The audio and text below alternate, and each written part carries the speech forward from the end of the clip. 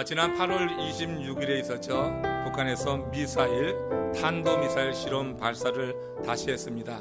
그때 우리 정부가 방사포를 발사했다 이렇게 발표를 해서요. 그리고 바로 며칠이 지나지 않아서 국방부 차관이 정부에서 잘못 발표했다 하는 그런 다시 보고를 내면서 해프닝으로 끝났습니다.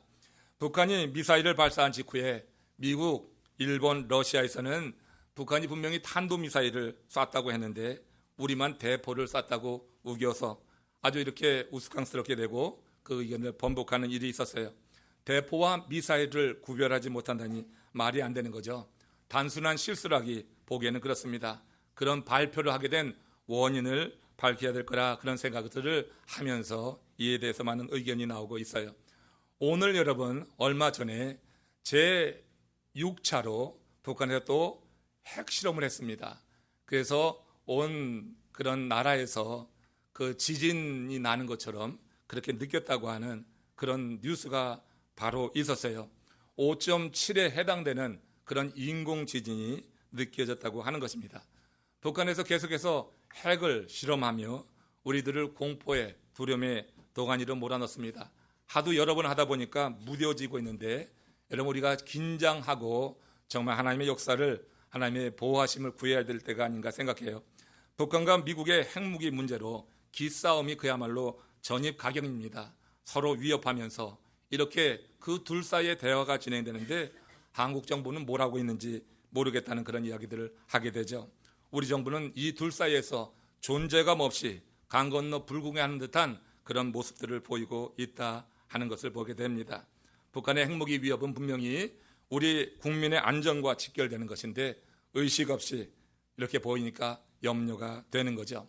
자, 이런 문제는 국가가 나서서 특별히 대통령이 나서서 이 지도자들과 함께 해결해야 될 문제고 우리들 마음 가운데 안심, 안정을 심어줘야 될 그런 일이라 그렇게 생각이 들고요.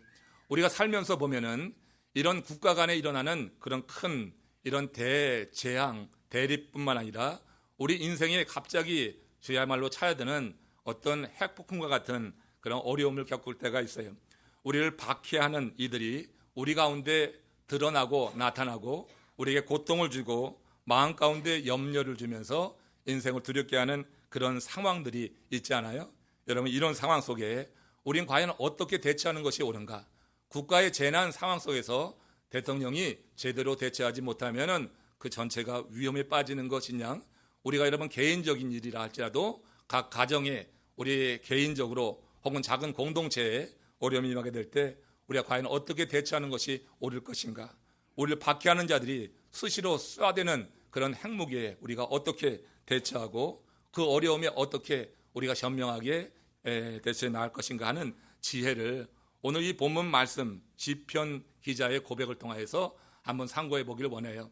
국가의 문제는 국가에 맡기고 이제 우리 믿는 자로서 하나님을 섬기는 우리들이 인생의 그 여정 속에서 갑자기 차야되는 그런 박해자의 박해에 대해서 대처하는 지혜 오늘 이 본문 말씀에 있습니다. 그래서 말씀을 통하여서 우리 한번 깊게 같이 상고하는 가운데 하나님 주신 교훈을 듣기를 원해요. 여러분 먼저 악인과 직접 맞서지 말고 하나님께 나가라 하는 교훈이 있습니다. 세상의 모든 심판은 하나님이 하실 일입니다. 우린 누구든 심판할 권한이 없어요. 그런데 우리는 자주 심판자가 되려고 합니다. 그런데 그 결과가 어때요? 내 생각처럼 되질 않습니다. 심판자가 되려고 해도 그 심판 받으려고 하는 사람이 그렇게 쉽게 그 심판에 동의하지 않아요. 생각대로 되질 않습니다. 그러면 우리 인생길에 갑자기 나타나서 길을 막고 대적하는 자를 우리가 보게 될 때 어찌 해야 될 것인가? 오늘 본문에서는 이렇게 말씀합니다. 시편 119편 121절 122절에서 시인의 고백을 함께 읽겠습니다. 내가 정의와 공의를 행하여 싸우니 나를 박해하는 자들에게 나를 넘기지 마옵소서. 주의 종을 보증하사 복을 얻게 하시고 교만한 자들이 나를 박해하지 못하게 하옵소서. 지금 시인은 어떤 상황에서 어떤 박해를 받고 있는지 구체적으로 말하지 않지만 지금 자신이 박해자의 손에 넘겨져 갈 그런 아주 큰 위기 가운데 놓여 있는 것을 말씀하고 있죠. 시편 119편은 저자가 밝혀지지 않은 미상, 누군가 쓴 그런 시인데 이 시인의 상황이 이렇게 지금 위박하다고 하는 것을 볼 수가 있어요. 여기 보면 시인은 먼저 자신이 하나님 앞에 살아온 삶이 정의와 공의의 삶이었다 이렇게 밝히고 있어요. 자신을 박해하는 자가 있는데 이 박해하는 자의 문제를 가지고 지금 이 시인은 하나님 앞에 나간 거예요. 박해하는 자와 맞서서 싸우지 않고 하나님 앞으로 나가서 하나님 앞에 고백할 때 무엇보다 내가 정의와 공의를 행하여 싸우니 이렇게 말씀하고 있는 것입니다. 정의와 공의라고 하는 것은 하나님의 율법에 해당하는 다른 표현이에요. 그러니까 시인은 지금 자신이 하나님의 말씀에 따라 살았습니다 이렇게 말하는 거예요.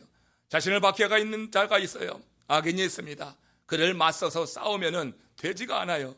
그래야 하나님 앞에 나가서 구할 때 이처럼 하나님의 말씀으로 살아온 것을 먼저 이렇게 고백하면서 하나님의 도움을 청하고 있다고 하는 거죠.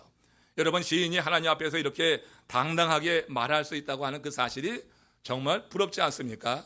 저는 이런 목회하는 저 자신의 입장을 놓고 볼 때 정말 하나님 앞에서 이렇게 말할 수 있을까?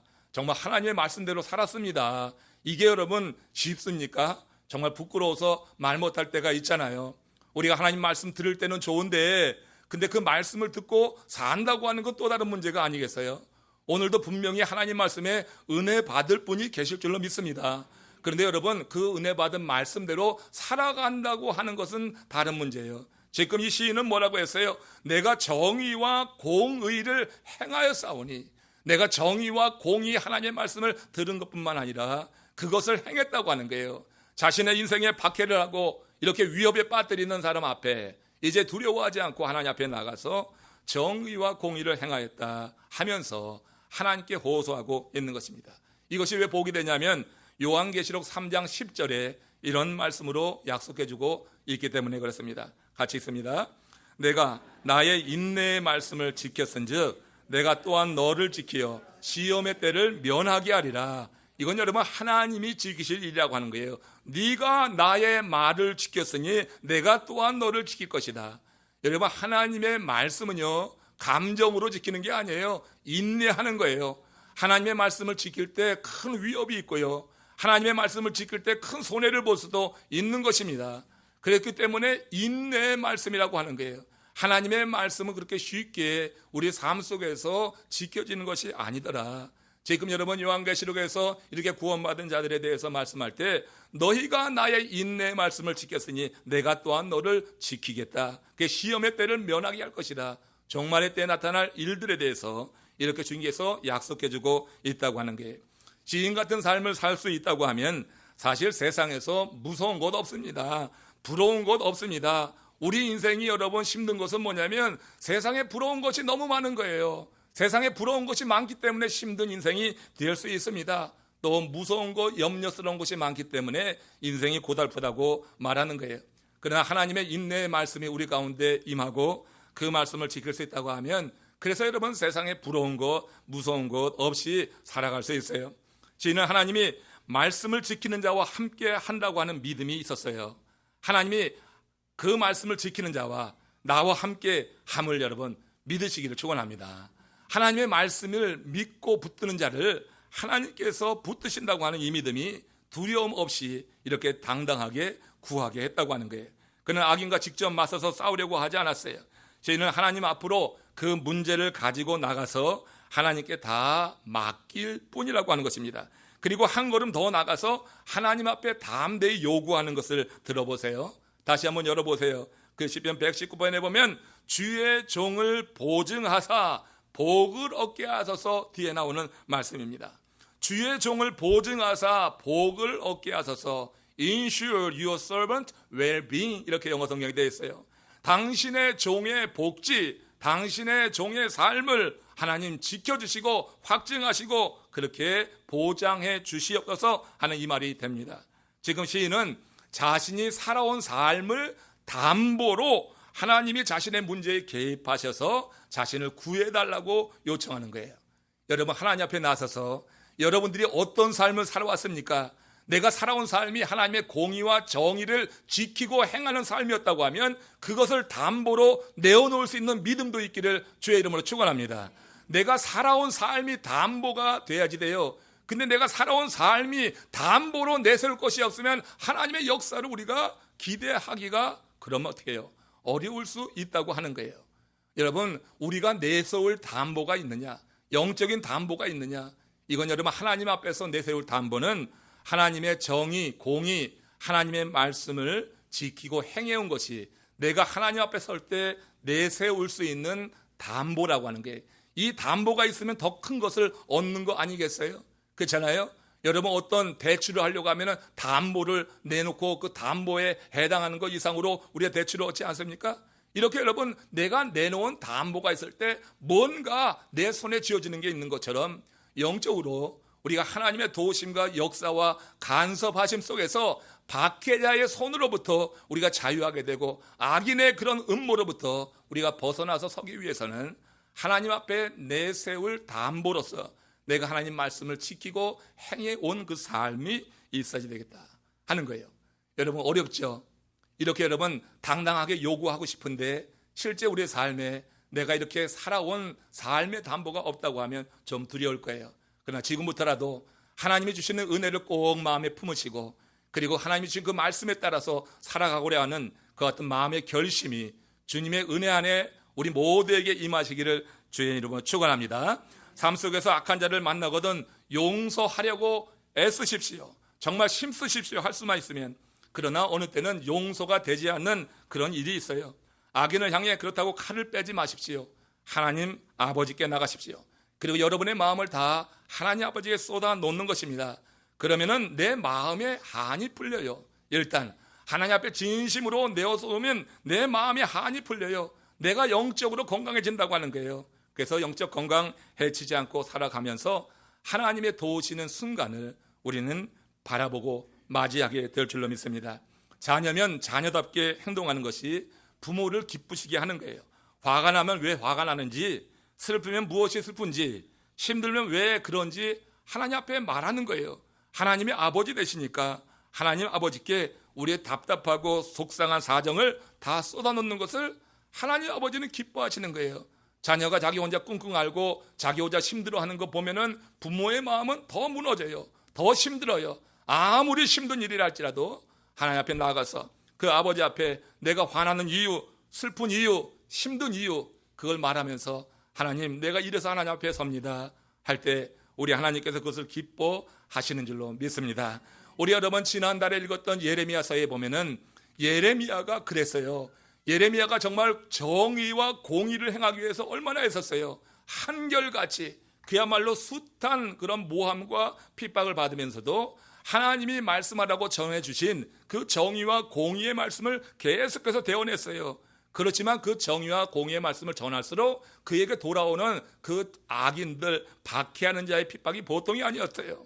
그 말을 듣고 핍박하는 자는 평범한 이들이 아니었어요. 왕으로부터 고관까지 그야말로 힘과 권세와 모든 것을 갖고 있는 그런 사람들이 그렇게 대항을 하는 거예요. 그러니 얼마나 두려워요. 얼마나 힘들어요. 그 마음의 고통과 아픔을 이 예레미야 애가 3장 19절에서 22절 사이에 이렇게 표현을 하고 있어요. 이건 하나님 아버지 앞에 나가서 자녀된 마음으로 그야말로 다 쏟아놓는 그런 내용이라고 보면 돼요. 같이 한번 읽어봅니다. 내 고초와 재난 곧 쓱과 담즙을 기억하소서. 내 마음이 그것을 기억하고 내가 낙심이 되오나 이것을 내가 내 마음에 담아 두었더니 그것이 오히려 나의 소망이 되었사옴은 여호와의 인자와 긍휼이 무궁하심으로 우리가 진멸되지 아니함이니이다. 예레미야는 하나님의 말씀을 대언한 이유로 대적들에게 말할 수 없는 핍박을 받았어요. 우리 지난 2개월 동안 읽었어요. 그 내용을 큐티 말씀을 통하여서 얼마나 힘든 그런 인생을 살았는지 압니다. 그는 자신이 겪은 그 고초를 쑥과 담즙이라고 비유적으로 표현해요. 얼마나 쓴 것을 말합니까? 쑥과 담즙, 쓴 것의 대명사입니다. 이렇게 표현하고 있는 거예요. 예레미야에게 그 고초들은 하나의 트라우마가 되어서 그걸 생각할 때마다 너무 마음을 어둡게 하고 우울하게 하는 거예요. 그래서 그것을 기억하고 내가 낙심이 되오나 이렇게 표현하고 있는 것입니다. 그러나 어느 순간 예레미야가 그런 기억들을 마음에 품는 거예요. 마음에 품었다고 하는 것은 뭐냐면 내 마음에 있는 것을 막 쏟아내지 않고 바깥에 세상에 쏟아내지 않고 그 마음에 품고 하나님께 가져나갔다고 하는 거예요. 그 고초와 정말 쑥과 담즙 같은 그런 여러 가지 인생에 겪고 있는 그 아픔과 고통, 고초를 가지고 그렇게 하나님께 나갔어요. 그러자 혼자서 그 쑥과 담즙 같은 고난을 바라볼 때는 너무너무 낙심이 됐었는데 그렇게 가지고 나가서 하나님께 쏟아놓게 되니까 하나님이 그것을 같이 바라보시는 것 같은 거예요. 하나님이 내 이 쑥과 담즙 같은 고통을 같이 케어한다고 하는 그와 같은 믿음을 성령 안에서 하나님이 이 예레미야에게 확 심어주는 거예요. 그러면서 어떻게 됐어요? 그 상황 가운데서 소망이 일어나게 되었더라. 혼자 지지 않아도 된다는 마음을 하나님이 예레미야의 마음에 확 심어주신 거예요. 그러면서 변화가 나타나는 것입니다. 그 순간 예레미야는 여호와 하나님의 영원하신 인자하심과 긍휼하심을 깊이 느끼게 되는 거예요. 그러면서 하나님이 나를 이제 지키시는구나. 그러니 대적자들이 나에게 손을 대지 못할 것이다 하는 확신이 들어오게 되는 거예요. 여러분, 박해하는 자, 방해하는 자들은요 기가 막히게 박해하고 방해합니다. 그럴 때 여러분, 우리가 그들과 맞서 싸운다고 하면 이게 제대로 안 와요. 우리의 머리가 따라가질 못해요. 그렇기 때문에 더 지혜로우신 우리 하나님 앞에 인생의 문제를 들고 나가서 그 앞에 내려놓는 것이야말로 가장 지혜로운 일인 줄로 믿습니다. 나라와 나라의 이 싸움에서도 굉장한 타협이 이루어지고 어떤 때는 정말 그것이 안 되게 되면 그냥 마주대에서 큰 일이 일어나지만 우리는 그렇게 해서는 안 돼요. 믿는 하나님의 사람들은요 정말로 하나님 앞에 나가는 것이 그 무엇보다 우선돼야 될 줄로 믿습니다. 그리고 하나님께 내놓을 담보가 있는 삶. 그래서 지금부터라도 내가 정말 인생은, 왜냐면 어려움이 한 번 그치고 또 많은 게 아니거든요. 계속 오거든요. 그렇기 때문에 하나님 앞에 내놓을 담보가 있는 삶을 여러분 사시기를 권합니다. 그 말씀이 내 속에서 녹아있고 사라지게 될 때 그때 여러분들 인생에 박해하는 자를 만나도 절대 두려워할 필요가 없어요. 하나님 앞에 나갈 수만 있다고 하면 하나님께서 그 문제를 같이 바라보신다고 하는 거예요. 빌리 그리함 목사님에게 한 친한 친구가 있었습니다. 이 친구가 젊었을 때 했던 간증을 하나 나누는데 그것이 오래 남아서 목사님이 전도하는 곳, 나가서 복음을 전하는 곳마다 이 말씀을 전한 거예요. 뭐냐면 젊은 시절 이 친구가 등산을 했을 때 일입니다. 그때 첩첩산중이었는데 길을 잃고 말았어요. 그러다가 천만다행히 산속의 오두막집에 살고 있던 노인을 만났어요. 이것은 정말 기적 가운데 기적이었던 것입니다. 그래서 그 노인을 만나서 이제 위기를 모면하고 살 수 있었는데 그때 그 노인이 친구에게 해준 말이 그 평생에 잊혀지지 않는 말이었다고 하는 거예요. 그런 말을 했습니다. 사람들이 낯선 산에서 이렇게 첩첩산중에서 길을 잃으면 동네나 길을 찾으려고 자꾸 산 밑으로 내려가는데 그것은 그곳에서 죽는 길이라고. 산중에서, 첩첩산중에서 길을 잃으면 위로 올라가야지 살 수 있어. 산 꼭대기까지 올라가야 살 수 있다. 이렇게 말한 것이 잊혀지지 않는다는 거예요. 그분은 왜 사람부터 찾지 말고 산 정상으로 올라가라고 그렇게 권한 걸까요? 산 위로 올라가서 먼저 내가 어디에 있는지 자신의 위치를 확인하라고 하는 거예요. 그리고 산 꼭대기에서 내려다보면 어느 곳에 마을이 있는지, 어느 곳로 길이 나 있는지 산 꼭대기에서는 보인다고 하는 거예요. 자기가 서 있는 위치와 그리고 마을이 있는 위치를 확인한 다음에는 그 위치를 바라고 끝까지 가다가 바위를 만나든 거친 그런 환경을 대하든 계속해서 그 목표를 보고 나갈 때 살 수 있다고 하는 것 아니겠어요?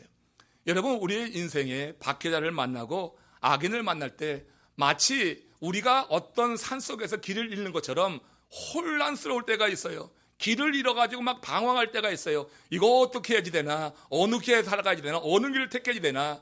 인생이 정말로 그렇게 암흑하게 느껴질 때가 있어요. 그럴 때 여러분, 우리가 산 정상으로 올라가는 선택을 하시기를 주의 이름으로 축원합니다. 그 산 정상에 우리 하나님의 성전이 있는 거예요. 우리 여러분 플로리다 지역이 평평하지만 우리 이 남부 플로리다 지역에 이 포트 이게 뭐야? 어디지? 갑자기 그 지역을 까먹었어요. 왜? 포트 로더데일. 이 포트 로더데일에 우리 남부 플로리다 연합감리교회에 있어요. 평지에 있는 교회지만 우리 교회는 하나님의 영이 거하시는 성산인 줄로 믿습니다. 여러분 이스라엘 백성들은요 그 예루살렘 성전에 갈 때 북에서 내려오든지 남에서 올라가든지 성전을 향해 갈 때는 꼭 올라간다고 그랬어요. 북쪽에서 저 갈릴리 지역에서 성전을 가더라도 예루살렘 성전에 올라간다고 했지 예루살렘 성전으로 내려간다고 하지 않아요. 하나님의 성전이 있는 곳 올라가는 것입니다. 우리 인생의 박해자 죄인들 그래서 난감한 상황 만날 때 우리가 암담합니다. 그러나 그런 순간에 정말 길을 찾기 원한다고 하면은 여러분 정상을 향해 올라가는 선택하시기를 주님의 이름으로 축원합니다. 그것에 올라가서 우리의 마음속에 있는 것을 내어놓을 때 우리 주님이 함께 바라보시고 우리에게 지시해 주시는 그 순간을 맞이하게 될 거예요. 그래서 두 번째로 이렇게 인생에 큰 어려움을 겪게 될 때는 성전을 향해 나가는 건데 그 성전에서 무엇을 하느냐? 시편 119편 123절 하나님의 음성을 들으려고 그야말로 전심을 다해야지 되는 거예요. 같이 읽어보겠습니다. 내 눈이 주의 구원과 주의 의로운 말씀을 사모하기에 피곤하니이다. 자 보세요. 그 눈이 짓물르도록 주의 의로운 말씀을 사모한다는 거예요. 지금 정의와 공의 하나님의 말씀을 지키며 살아왔는데 박해자들이 나타났어요. 그러면 여러분 정의와 공의를 지키는 삶을 그때 여러분 계속 지켜나갈 수가 있느냐고. 하나님의 말씀대로 살았는데 정의와 공의대로 지키며 살았는데 왜 이런 일이 있습니까? 하면서 많은 경우에 신앙의 시험 가운데 빠져가지고 하나님을 떠나는 경우가 많아요. 내가 정의와 공의로 살았음에도 불구하고 내 인생에 이렇게 느닷없이 정말로 악한 자들이 나타나서 내게 태클을 걸고 나를 넘어뜨리려고 할 때 정말 인생 살고 싶지 않을 때가 있어요. 그럴 때 말씀을 떠나기 쉽지만 여러분 그런 순간에 제일 먼저 해야 될 것은 성산으로 올라가는 것이고 그곳에서 눈이 짓물도록 내 눈이 짓물도록 그야말로 하나님의 말씀을 사모하는 거예요. 말씀으로 인해서 시험 들었을 때 말씀으로 이겨야지 되는 줄로 믿습니다. 말씀에 의해서 시험 들었는데 세상으로 향하게 나가면 그야말로 그것이 망하는 일이에요. 우리가 말씀으로 살다가도 시험 받을 수 있어요. 그러나 그것은 분명한 연단입니다. 말씀 속에 사는데 시험 오는 것은 100% 저는 연단이라고 생각해요. 하나님의 말씀 가운데 사는 가운데 임하는 어려움은 그건 여러분 세상의 어려움과 다른 거예요. 하나님께서 우리를 반드시 세우는 과정으로서 그 말씀을 지켰기 때문에 오는 시험으로 그렇게 삼게 될 줄로 믿습니다. 그래서 말씀으로 인하여서 살다가 내게 오는 시험은 더 깊게 말씀을 사모하는 거예요. 그래서 내 눈이 주의 구원과 주의 의로운 말씀을 사모하기에 피곤하나이다. 하나님의 말씀을 읽는 것 피곤할 만큼 그야말로 육신적으로 한계에 다다를 만큼 더욱더 하나님의 말씀에 매여 있을 때 그 상황에서 벗어날 수 있는 기회가 임한다고 하는 거예요. 시인은 자신을 받게 하는 악인이 압박을 가해오는 그 상황 속에서 직접 악인과 맞서지 않은 것이죠. 다만 눈이 이렇게 피곤할 만큼 주의 말씀을 붙잡았다 하는 거예요. 자신을 받게 하는 자들을 어떻게 대해야 될지 혼란스러웠던 거예요. 실제로 그래요. 우리가 하나님 말씀대로 사는데 어려움이 오면은 그 다음엔 진짜 혼란스러운 거예요. 이거 뭐 붙잡을 것이 없는 것 같은 거야. 하나님의 말씀을 붙잡아야 된다고 하는 말은 들었는데 그 말씀을 행하다가 어려움이 오면은 진짜로 혼란스러운 거예요. 그래가지고 우리가 방황하게 되는데 이때 시인은 하나님의 말씀을 그 심령에 다시 비춰보는 그야말로 눈이 짓무르도록 하나님의 말씀을 더욱더 붙잡는 그런 선택을 통하여서 그 인생의 문제를 극복해 나가는 것을 보세요. 시편 119편 124절 125절 말씀입니다. 시작. 주의 인자하신 대로 주의 종에게 행하사 주의 율례로 내게 가르치소서. 나는 주의 종이오니 깨닫게 하사 주의 증거를 알게 하소서. 정의와 공의 하나님의 말씀을 지키다가 어려움을 겪었음에도 지금 다시 한번 주의 율례로 내게 가르치소서. 나로 주의 증거를 알게 하소서. 더욱더 가까이 더욱더 열심히 더욱더 하나님의 말씀을 사모하고 있는 지금 이 시인의 모습을 보게 됩니다.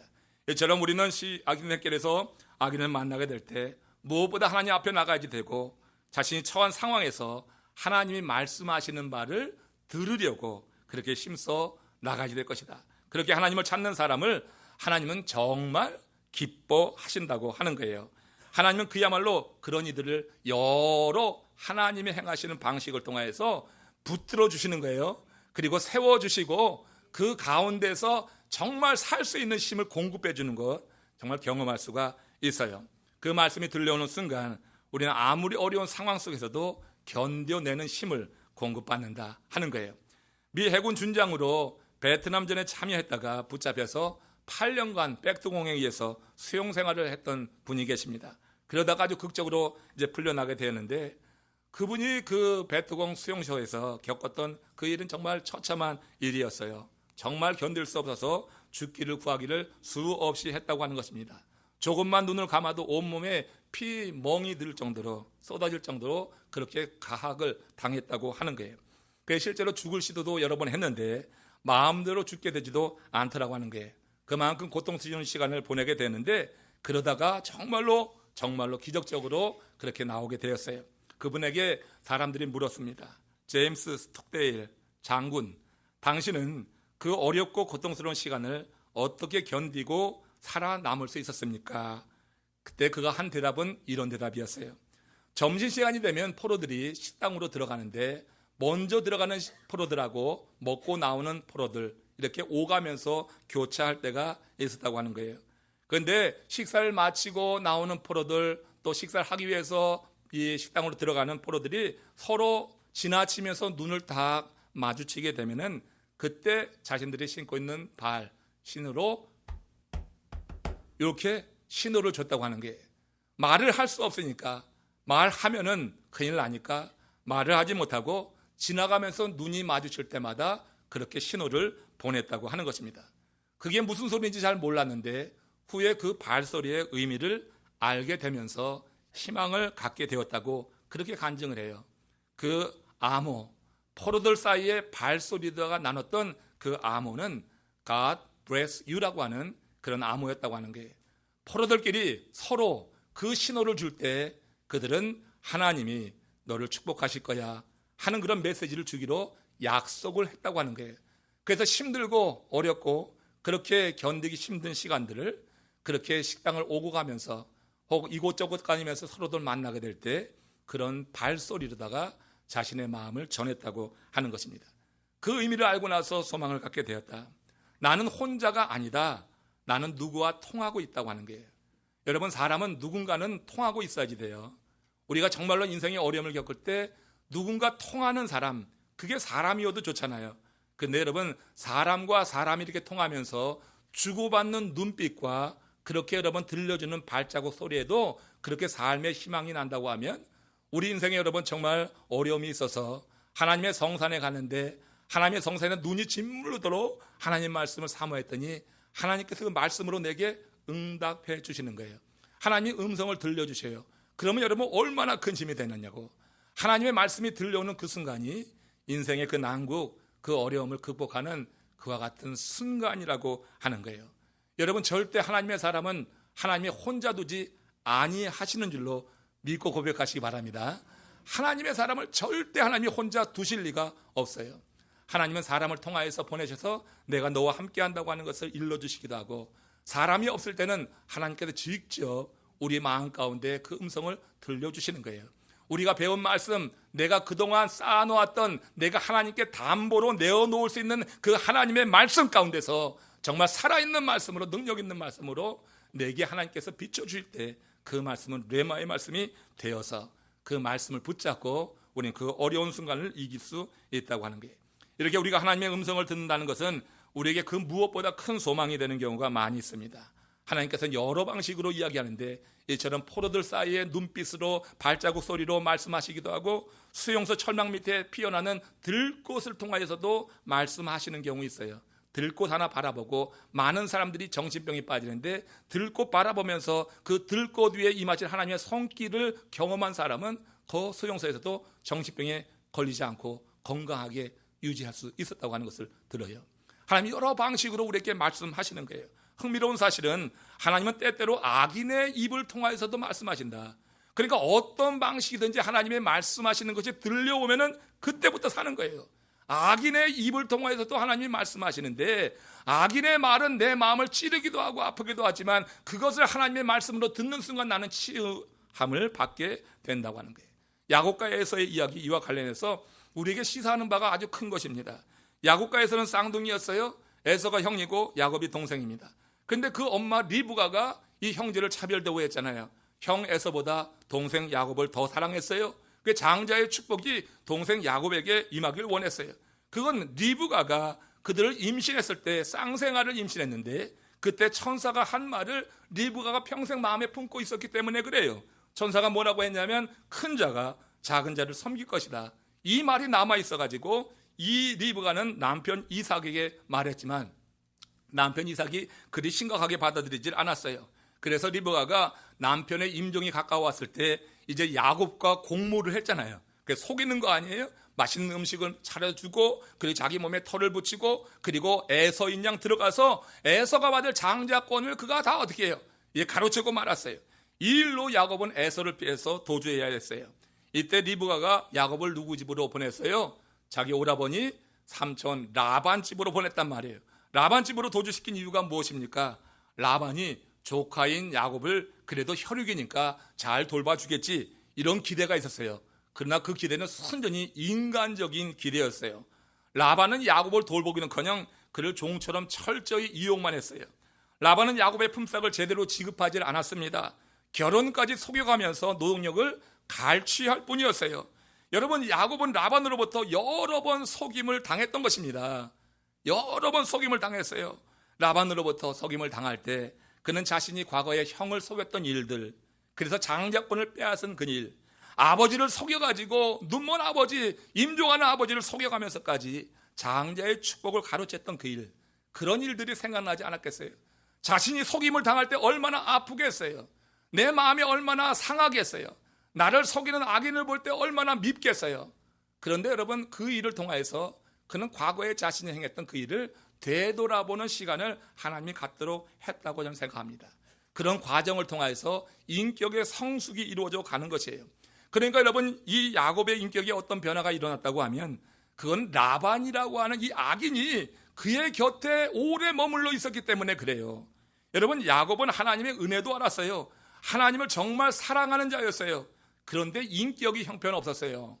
여러분, 우리 이거 좋게 생각해서 그렇지 야곱은 야비한 인격을 가진 그런 사람이었어요. 우리 가운데 한번 보세요. 모두가 그렇다고 하는 건 아니지만 여러분, 믿음의 공동체 안에도 정말 하나님의 은혜를 알고 사모하고 하나님의 사랑을 알고 그 하나님의 사랑 가운데 거하려고 하면서도 인격이 받아주지 않아가지고 받쳐주지 않아가지고 사람들과 좋은 관계를 형성하지 못하는 사람이 있어요.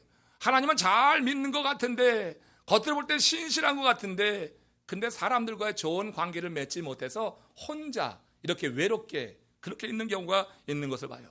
여러분, 우리가 하나님을 사모하는 것 대단히 중요합니다. 그 은혜를 알고 말씀 가운데 거하는 것 좋습니다. 근데 여러분, 그렇게 하나님의 말씀 안에 그 사랑을 알고 살아가는 하나님의 사람이라고 하면 우리가 더욱더 그 인격의 성숙을 통하여서 하나님이 함께 붙여주신 자들과 좋은 관계를 맺어야 될 줄로 믿습니다. 좋은 관계를 맺는 것은 내가 할 일이에요. 하나님께 은혜를 사모하고 그 말씀 가운데 거해 살아가면서 하나님이 내게 주시는 교훈이 있는 거예요. 그 말씀의 교훈을 따르면 좋은 관계가 맺어지게 될 텐데 그런데 여러분, 그 은혜만 받고 말씀대로 살지 않는 것, 실제로는 정의와 공의에 대해서 들을 땐 좋은데 실제로 삶이 없으면은 실제로 여러분 지식은 많은데 그런데 관계에 있어서 문제가 생길 때가 많이 있다고 하는 거예요. 하나님은 야곱이 인격적으로 변화되고 성숙되기를 원하신 것입니다. 그래서 여러분, 그 라반 집에 가서 20여 년을 살게 된 거예요. 리브가는 며칠만 있으면 내가 다시 부를게 와, 내가 다시 사람을 보내서 불러올게 했지만 며칠이 아니에요. 20년이라고 하는 시간이 필요했던 거예요. 이스라엘의 12지파의 조상이 될 사람이에요. 그의 믿음은 하나님이 인정할 만해요. 은혜를 사모하는 것도 그래요. 그렇지만 그 지도자로서의 인격 성숙을 위해서 하나님은 라반에게 그를 붙여가지고 20년 동안이나 머물게 하시고 거기서 속이고 계속 속임을 당하게 하면서 성숙되게 만들어 가셨다고 저는 그렇게 생각합니다. 여러분, 하나님은 야곱을 온전케 하기 위해서 라반이라고 하는 박해하는 자, 악인을 쓰신 것이다. 이처럼 하나님은 특별한 목적을 가지고 우리 주변에 라반 같은 사람을 두실 때가 있다고 하는 것, 제가 여러 번 강조하죠. 특별한 목적을 가지고 라반 같은 사람이 있어요. 우리 가운데, 여러분 가운데 라반이 있어요. 이 라반을 보고 두려워하지 마세요. 이 라반을 두실 때는 목적이 있는 거예요. 어리석은 사람이 그 라반과 싸우려고 해요. 라반과 싸운다고 라반이 없어지는 게 아니에요. 하나님이 두신 목적을 이루기까지는 라반이 그대로 있어요. 아무리 여러 가지 방법 써봐야 그대로 있는 거예요. 하나님께서 목적을 이루시기 원하시는 의도대로 내 삶의 변화가 일어나면 그 라반은 사라지게 되는 줄로 믿습니다. 하나님은 우리가 인격적으로 성숙하게 변화되기까지 그 악인을 머물게 하시는 것 같아요. 그래서 여러분 정말 인생을 통찰력 있게 바라보되 주의 말씀으로 성령의 주시는 지혜로 바라보게 되면은 그래 견뎌야지 되는 거예요. 그 삶 속에서 하나님이 주시는 은혜를 사모하면서 성산을 찾고 그리고 더욱더 하나님의 음성을 들으려고 그렇게 눈에 진물이 날 만큼 하나님의 말씀을 사모하게 될 때 하나님은 반드시 말씀 속에서 말씀으로 내게 응답하신다고 하는 것을 저는 확실히 믿습니다. 예레미야 이야기를 다시 한번 보겠어요. 예레미야 애가 3장 27절 32절에서 예레미야가 그렇게 박해하는 자 악인들에 의해서 수모를 당하고 고난당하고 음모당하고 비난당하고 그야말로 큰 수렁에도 들어가고 이렇게 했었는데 그때 그 일에 대해서 예레미야가요 깨달은 바에게 예레미야가 하나님의 말씀을 그 상황을 마음에 품고 하나님께 나갔을 때 하나님께서 자신이 겪고 있는 그 고난과 고초, 습과 담즙 같은 인생을 이제 해석하는 눈을 열어주셨어요. 보세요. 같이 읽겠습니다. 사람은 젊었을 때 멍에를 매는 것이 좋으니 혼자 앉아서 잠잠할 것은 주께서 그것을 그에게 메우셨음이라. 그대의 입을 땅에 티끌에 댈지어다. 혹시 소망이 있을지어다. 자기를 치는 자에게 뺨을 돌려대어 치욕으로 배불릴지어다. 이는 주께서 영원하도록 내버려 두지 아니하실 것임이며 그가 비록 근심하게 하시나 그의 풍부한 인자심에 따라 긍휼히 여기실 것입니다. 여기 두 구절을 여러분 봐야 돼요. 여러분 우리가 젊었을 때 멍에 매는 거 혼자 앉아서 잠잠하라고 하는 거예요. 왜? 주께서 내게 메우신 멍에라고 하면 그것 가지고 두려워하지도 말고 그것 가지고 불평하지도 마라. 주께서 그것을 내게 메우셨기 때문에 나는 잠잠하는 거예요. 하나님 앞에 나가 잠잠하면서 내게 메우신 이 멍에의 뜻을 헤아리는 것이 중요하다. 그대의 입을 땅에 티끌에 댈지어다. 멍에를 메고 내 자신의 모습을 둘러보라고 하는 거예요. 하나님께 분명히 회개할 내용이 있다고 하는 거예요. 그대의 입을 땅에 티끌에 댈지어다. 내 인생의 멍에가 오면 당장 벗어내기만 원하고 내 인생의 멍에를 맨 그 원수 박해자에 대해서 마음 가운데 분노가 일어나지만 내가 먼저 할 일은 땅에 입에 티끌을 내는 거다. 그러면 소망이 있을지로다 했어요. 그 다음에 자기를 치는 자에게 뺨을 돌려대며 치욕으로 배불지어다. 나를 치는 자 뺨을 치면 수욕까지 한번 당해봐라. 주께서 영원하게 내버려 주진 않는다. 그 과정 그런 모든 일이 주께서 행하신 일이라고 하면 근심하게 하시나 그러나 하나님의 뜻은 풍부한 인자에 따라서 우리를 긍휼히 여기시고 우리를 세우기 위함이기 때문에 멍에를 지우거든 짓고 뺨을 치거든 한번 맞아보고 치욕으로 배불러보라. 하나님께서 역사하셔서 우리를 회복시키시면서 풍부한 인자함 가운데 우리에게 하나님께서 붙드시는 순간이 임할 거다. 이렇게 약속해주고 있어요. 인생길에는 악인이 꼭 있습니다. 여러분 주변에도 분명히 라반이 있을 수 있습니다. 나를 박해한다고 생각하는 그런 영혼이 있을 수 있어요. 같은 믿음의 공동체 안에서도 얼마든지 가능하지만 그러나 정말 신실한 주의 종이라고 하면 그런 가운데서 그 관계를 깨고 더욱더 아류하고 다투고 해서 문제를 더 심각하게 만드는 것이 아니라 하나님 앞에 내어놓는 지혜 그리고 하나님이 내게 주시는 말씀을 붙잡고 음성이 어떤 형식으로든지 들려오기만 하면 들 것을 보고도 들려오고 원수를 통하여서도 들려오고 이렇게 여러 박해자들을 통하여서 내게 하나님 말씀하시든지 어떤 상황에서든지 들려주는 말씀이 우리가 바로 살아날 순간이다 하는 분명한 이런 믿음의 고백이 있길 바랍니다. 우리는 악인을 만날 때 직접 싸워야지 속이 편하지만 하나님은 그러지 말라 가르쳐주고 있어요. 그리고 내게 메운 그 멍에 할 수만 있으면 지어라. 그러면 조금 지나면은 우리 주님께서 그 멍에가 쉽게 여겨지도록 은혜를 더하여 주실 것이다. 악인을 통해 주시는 하나님의 말씀에 귀를 기울여서 그 가운데 새롭게 서라 하는 이런 교훈을 우리 마음에 담고 여러분 주어진 인생 산다고 하면 여러분 세상에 무서울 것 분명히 없을 거예요. 부러울 것도 없을 거예요. 두려울 것도 없고요. 염려할 것도 없을 겁니다. 하나님의 말씀이 그렇게 우리를 다스릴 수 있도록 주님 앞에 가까이 서시는 이 한 주간 되시기를 주님의 이름으로 축원합니다. 고개 숙여서 한번 기도합시다. 하나님의 은혜가 우리 가운데 임하고 있는가? 주님, 정말 너무 씁니다. 내가 지금 겪고 있는 이 일이 쑥과 담즙 같습니다.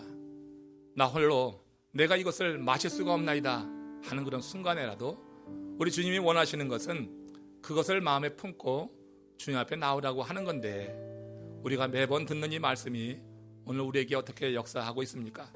여러분들의 마음을 주님이 위로하시길 바라고, 하나님이 주신 말씀으로 이 쑥과 담즙을 이길 수 있는 능력을 얻길 원합니다. 하나님께 나가겠습니다.